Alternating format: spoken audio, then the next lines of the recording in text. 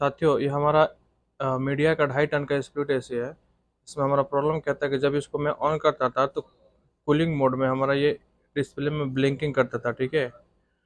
और ब्लिंकिंग करते करते क्या होता, आउटडोर हमारा बंद हो जाता था। लेकिन जब आउटडोर चलता था तो 5 से 6 सेकंड के लिए हमारा कंडेंसर फैन और 5 से 6 सेकंड के लिए हमारा कंप्रेसर चलता था। तो अभी हम चल रहे हैं आउटडोर पे चेक करने के लिए इसका क्या फॉल्ट है, ठीक है। और मैं वहाँ पे एक्सप्लेन करूँगा कि क्या मैं करने जा रहा हूँ। अभी मैं आउटडोर पे आ गया हूँ। आउटडोर पे हमने हमने खोल दिया है। हालांकि आउटडोर पे हमको फॉल्ट क्या मिला, कंप्रेसर का इशू है। कंप्रेसर हाई एम्पियर ले रहा है।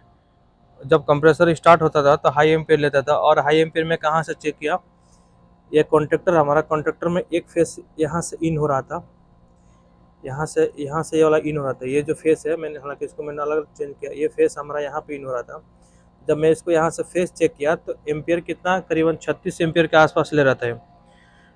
तो मैंने यहाँ से निकाल के पावर रिले के साथ सेपरेट भी चेक किया, तब भी 36 के एम्पियर के आसपास ले रहा है, ठीक है। और आपको पता है ये वाला जो फेस है इस कॉइल से होकर गुजरता है, यानी यहाँ पे एम्पियर जो डिटेक्ट करता है, ठीक है। तो हाई एम्पियर होने की वजह से हमारा ये ऐसा दिक्कत कर रहा था।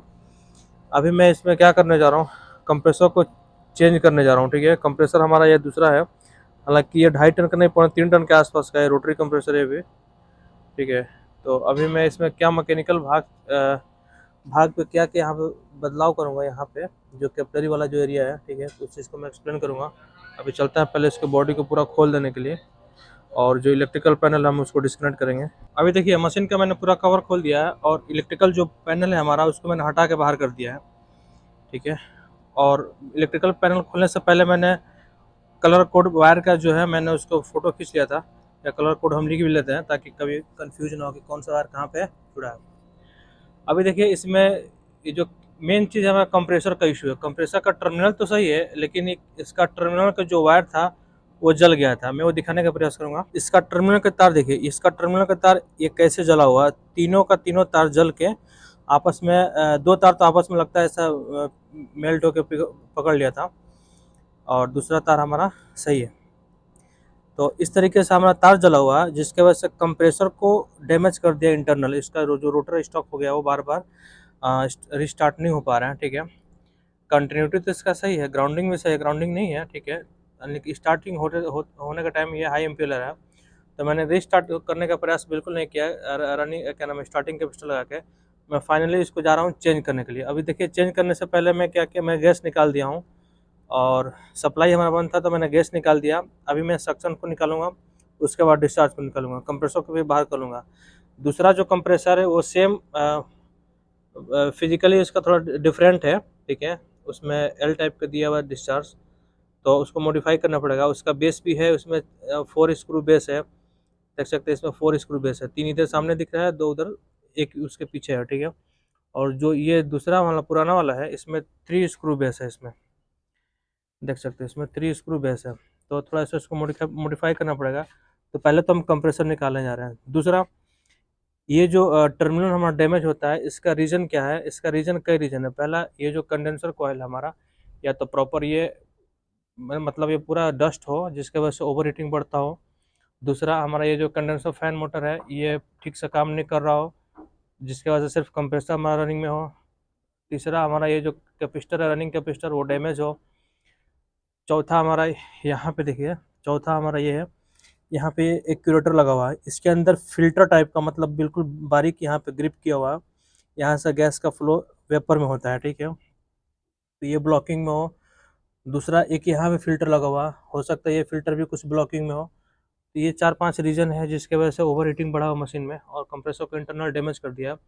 तभी मैं कंप्रेसर को निकाल के मैं क्या करूँगा, एक क्यूरेटर को यहाँ से निकाल दूंगा, देख सकते हैं यहाँ से आउटलेट को निकाल के, और फिल्टर को यहाँ से एक पीछे जो एक लाइन है वहाँ से निकाल दूंगा फिल्टर। ये जो हमारा फिल्टर यहाँ से निकाल के इसमें मैं कैपिलरी डालूंगा। कैपिलरी 9 नंबर का है, 2 लाइन डालूंगा इसमें कैपिलरी।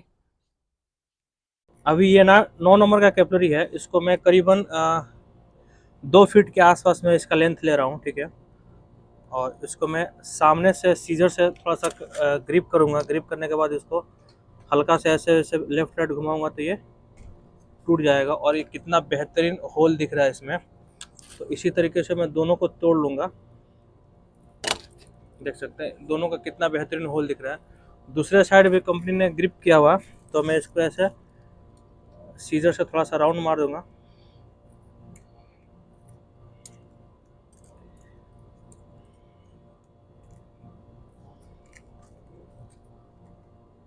चलिए,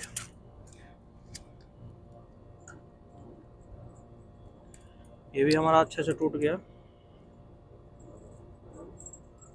यानी दोनों साइड जो है हमारा बिल्कुल ओपन होल है इसका, ठीक है, और इसलिए हमने इसको सीजर से काट लिया। अभी मैं इसको क्या करूँगा, इस पे कैपेसिटर पे राउंड शेप कर दूंगा इसको।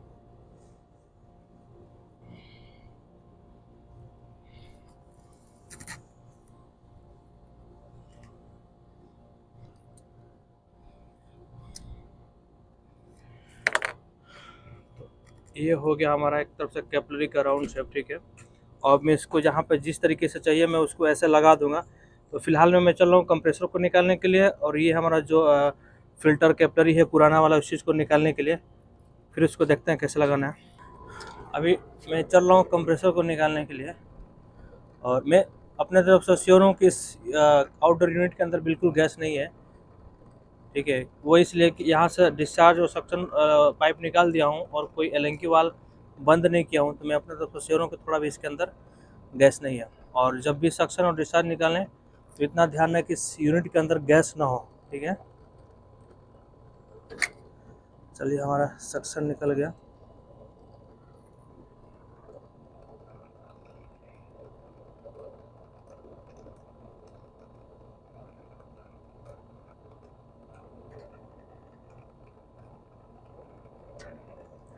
हमारा डिस्चार्ज भी निकल गया, और मैं एक्यूरेटर को निकालने का प्रयास करूँगा। ये हमारा एक्यूरेटर है जिसको हम निकाल देंगे। मुझे डाउट है कि ये ब्लॉकिंग में होगा थोड़ा सा, इसलिए मैं अपना पूरा कन्फ्यूजन को दूर कर दूंगा। दूसरे साइड से भी मैं इसका फिल्टर निकाल दूंगा यहाँ से।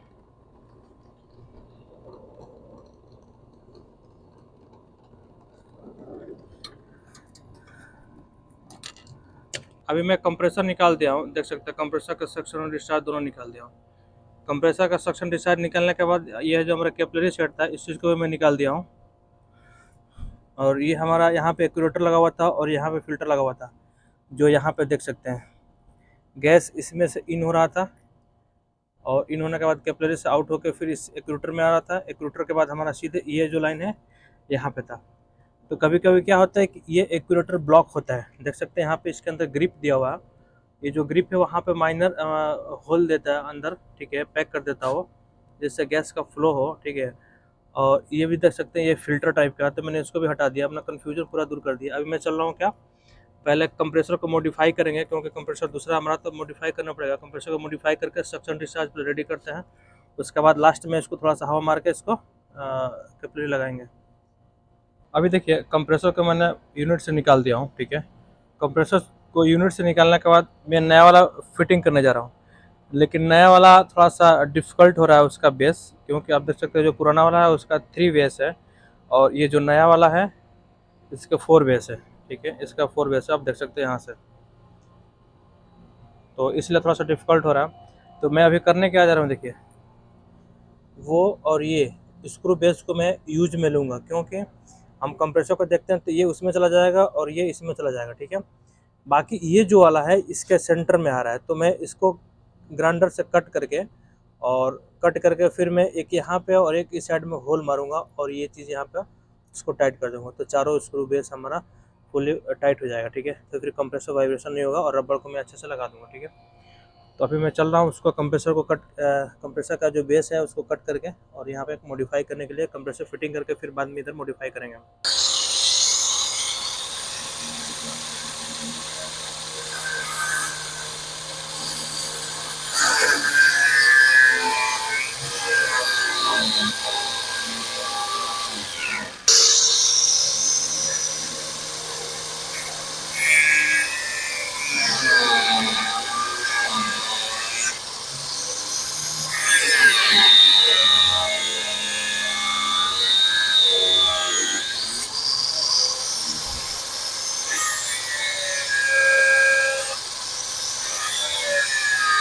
अभी देखिए कंप्रेसर मैं नया लेके आ गया हूँ, हालांकि कंप्रेसर जो 3.5 टन का था उसको भी रिप्लेस करके मैं अभी नया लेके आ गया हूँ। और यहाँ पे कैपिलरी पे मॉडिफाई करना था, मैं मॉडिफाई कर दिया हूँ, देख सकते हैं। अभी ब्रीजिंग नहीं किया हूँ, लेकिन ये 9 नंबर का कैपिलरी है, करीबन 2 फीट के आसपास 2 कैपिलरी में डाल दिया, ठीक है। पुराना वाला जो हमारा एक्यूरेटर था और फिल्टर था और कैपिलरी था उसको मैं निकाल दिया हूँ। यहाँ से ये 3/8 का साइज़ है, 3/8 का साइज़ है, 9 नंबर का कैपिलरी है, ठीक है, और 2 फीट के आसपास है, ठीक है। तो अभी मैं चल रहा हूँ इसको ब्रीजिंग करूँगा। ब्रीजिंग करने के बाद यहाँ डिस्चार्ज लाइन से थोड़ा सा प्रेशर डालूंगा, तो ये प्रेशर जाएगा इवोपरेटर सॉरी कंडेंसर में, कंडेंसर से जाएगा हमारा इस रिवर्सिंग वाल्व में, रिवर्सिंग वाल्व से यहाँ से रिलीज होगा। वो इसलिए कि यहाँ से जो कचरा होगा वो कचरा इस फिल्टर से निकल के हमारा कंडेंसर में, कंडेंसर से फिर निकल के हमारे यहाँ से रिलीज हो जाएगा, ठीक है। तो मैं इस पर्पज़ से मैं यहाँ से गैस डालूंगा, ठीक है। चलिए अभी मैं जो कैपिलरी मॉडिफाई किया था उसको मैं ब्रीजिंग कर रहा हूँ, ठीक है। ये जो जॉइंट है ये 3/8 का साइज़ है, जो कंडेंसर से आउट होकर हमारा डिस्चार्ज वाल्व में जाता है, ठीक है।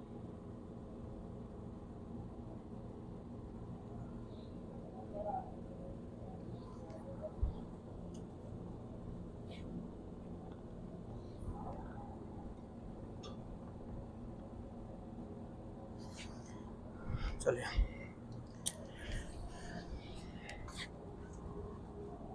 ये कैपिलरी का साइज़ है, जो 9 नंबर का कैपिलरी है, मैंने जो 3/8 के पाइप में डाल रखा है, मैं इसको यहाँ पे पैक कर दूंगा और नीचे भी थोड़ा सा पैक कर दूंगा मैं।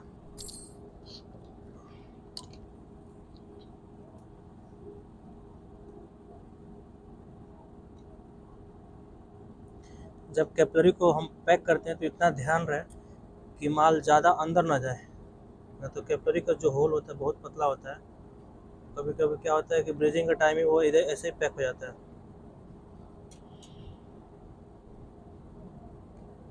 चलिए तो मेरी तरफ से ये हो गया।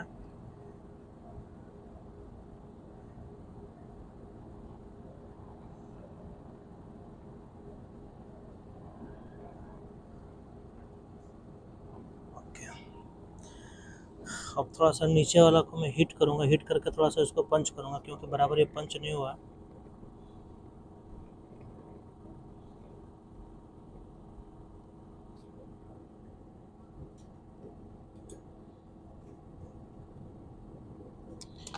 चलिए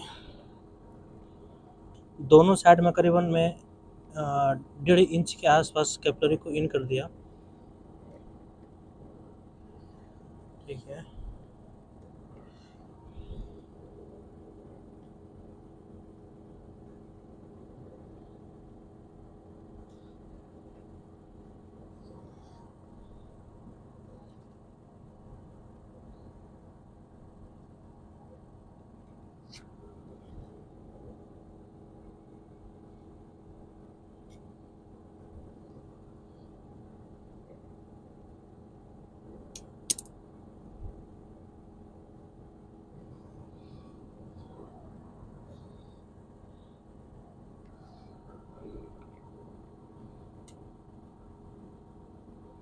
अभी देखिए मैंने कैपिलरी को साइज लगा दिया, ठीक है।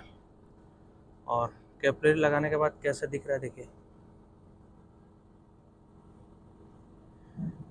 दो इस साइड में हमने 1.5 इंच के आसपास इन कर दिया है और इधर भी इन कर दिया है। और सिर्फ मैं इसको 3/8 का पाइप के साइज से यहाँ डिस्चार्ज वाले वाल में मैंने इन कर दिया, ठीक है। तो अभी हो गया हमारा कैपिलरी का जो मॉडिफाई करना था। अब मैं चल रहा हूँ कंप्रेसर को इंस्टॉल करूँगा और फटाफट इसको हालांकि देखिए कैपिलरी अभी लगा दिया ना, थोड़ा सा मैं यहाँ से थोड़ा सा गैस डालूंगा ताकि इधर से रिलीज हो जो डिस्चार्ज लाइन से। अभी देखिए ये जो डिस्चार्ज लाइन है, डिस्चार्ज लाइन पे मैं मॉडिफाई किया हूँ एक बार, जो 3/8 का फ्लेयर है और एक साइड में क्वार्टर का साइज है। मैं इधर से एयर डाला तो एयर गया सीधे पाइप से सीधा हमारा कैपिलरी के बाद सीधा हमारा चला जाता है कंडेंसर कॉइल में, और कंडेंसर कॉइल से कहाँ जाता है हमारा, ये रिवर्सिंग वाल में जाता है, रिवर्सिंग वाल।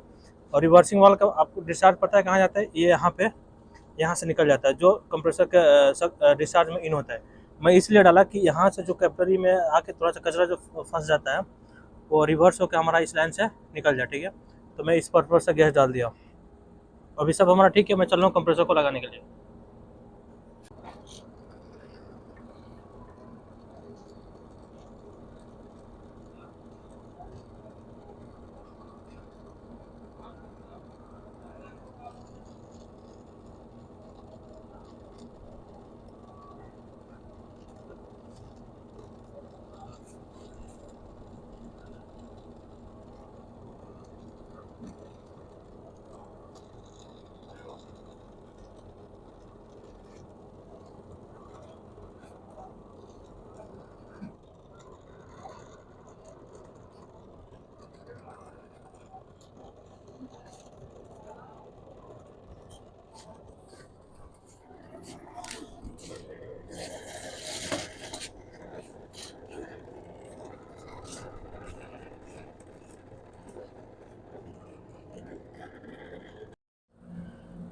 अभी देखिए कैपिलरी को मॉडिफाई करने के बाद मैं कंप्रेसर, नया वाला कंप्रेसर को लगा दिया। हालांकि ये बेस में काट दिया था, तो उसको मैं दूसरा स्क्रू मार के उसको टाइट कर दूंगा। बाकी 2 बेस अच्छे से लग गया।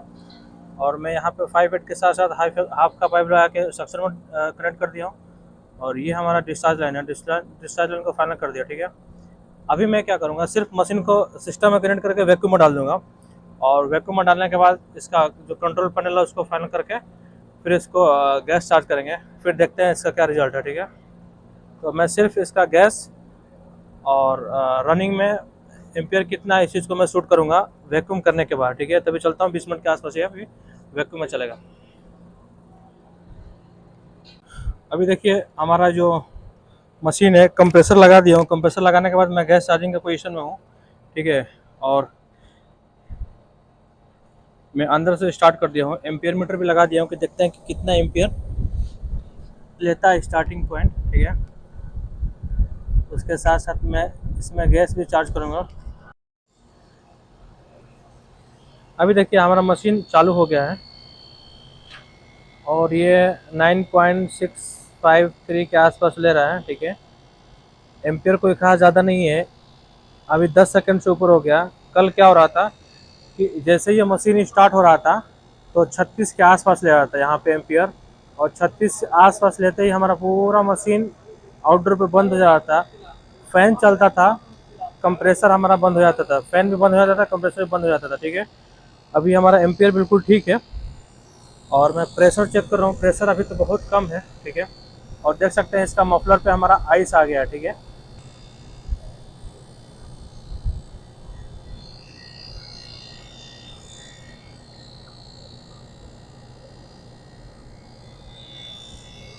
अभी देखिए इसका बैक प्रेशर कितना 40 के आसपास बता रहा है। ठीक है, और 40 बैक प्रेशर पे कितना 9.7 के आसपास हमारा एम्पियर ले रहा है। ठीक है, 9.8 के आसपास। इसका रेटेड एम्पियर देखिए, इसका रेटेड एम्पियर यहाँ पर दिया हुआ है। सॉरी, यहाँ से रेटेड एम्पियर यहाँ से हम देख सकते हैं। रेटेड एम्पियर करीबन 1200 ऊपर दिया हुआ। ठीक है, 2.5 टन का मशीन है तो। ठीक है, तो मैं इसको करीबन 10 साढ़े 11 के आसपास में एम्पियर करूँगा। ठीक है, 11 एम्पियर आता है, उसके बाद मैं चेक करूँगा कि हमारा ये बैक प्रेशर कितना आता है इसको। ठीक है, अभी 40 है तो मैं इसको 50% के आसपास होल्ड करूँगा। ठीक है, जब मैं पूरा 55-50 के आसपास होल्ड करता हूँ उसके बाद कूलिंग चेक करेंगे, एम्पियर चेक करेंगे। और अभी मशीन मेरे ख्याल से ठीक चल रहा है, कोई दिक्कत नहीं है। अभी देखिए इसका बैक प्रेशर लगभग 55 के आसपास हमारा होल्ड हो चुका है। 55 नहीं, 60 के आसपास चला गया। ठीक है, तो मेरे ख्याल से स्टॉप होकर 55 तक आ जाएगा। और इस पर एम्पियर देख सकते हैं, एम्पियर हमारा कितना ले रहा है 10.9, यानी लगभग 11 के आसपास ले रहा है। और कूलिंग तो बहुत बेहतरीन है, हालांकि सक्शन बहुत चिल्ड है और कंप्रेसर नया लगा है। ठीक है, यहाँ मफलर पे कोई पाइप पे थोड़ा भी आइस नहीं आया हुआ है। आइस आता है तो इसका मतलब गैस प्रॉपर चढ़ नहीं रहा है या गैस का सर्कुलेशन बिल्कुल नहीं हो रहा है। तो अभी हमारा मशीन बिल्कुल ठीक चल रहा है। ठीक है, यानी इस तरीके से डाइकिन एसी में, सॉरी मीडिया का स्प्लिट एसी में जो 2.5 टन का है, ऑन करने के बाद आउटडोर 5 से 6 सेकंड चलता है, कंप्रेसर और फैन बंद हो जाता है और इंडोर में ब्लिंकिंग करता है हमारा डिस्प्ले। तो समझिए कि कंप्रेसर से रिलेटेड उसका कोई फॉल्ट है, कंप्रेसर हाई एम्पीयर में जा रहा है। इसका कई रीजन हो सकता है। कंडेंसर फैन नहीं चलेगा तब भी कंप्रेसर हाई एम्पीयर में जाएगा। कंडेंसर फैन पूरा डस्ट होगा तब भी हमारा हाई एम्पीयर में जाएगा। कैपेसिटर ख़राब होगा तब भी हमारा हाई एम्पीयर में जाएगा। या गैस का सर्कुलेशन क्या नाम है, गैस का सर्कुलेशन प्रॉपर नहीं होगा तब भी हाई एम्पीयर में जाएगा। ठीक है, कंप्रेसर ओवर हीटिंग होगा तब भी हाई एम्पीयर में जाएगा। तो ये इसके कई रीज़न हो सकते हैं। ठीक है, अभी हमारा मशीन ठीक चल रहा है, मैं चल रहा हूँ मशीन को भी बंद करने के लिए।